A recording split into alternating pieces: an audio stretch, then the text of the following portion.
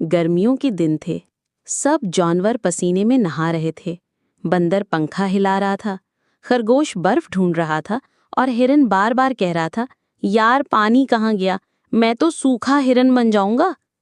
वो तीनों नदी पर पहुंचे, लेकिन नदी खुश्क।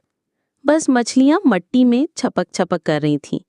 अचानक घास बोली, हेलो, मैं हूं जादुई घास।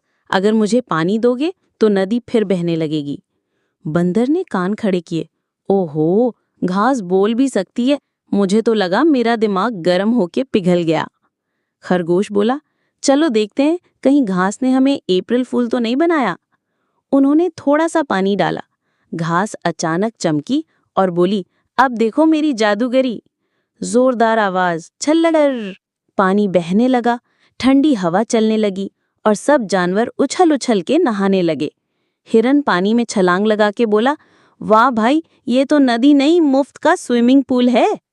बंदर झूम कर बोला, अब गर्मी में कोल्ड ड्रिंक नहीं, कोल नदी पियो। घास ने आंख मारते हुए कहा, याद रखो, जिसने पानी बचाया उसने मजे लुटाए।